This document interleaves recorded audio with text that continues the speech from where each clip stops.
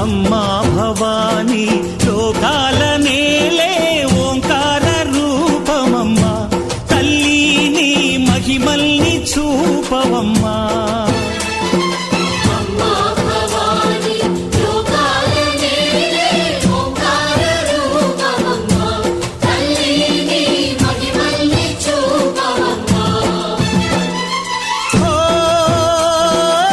సృష్టికే దీపమా, శక్తికే మూలమా, సింహరథమే నీదమ్మా. అమ్మ దుర్గమ్మ భక్తులను దీవించుమా.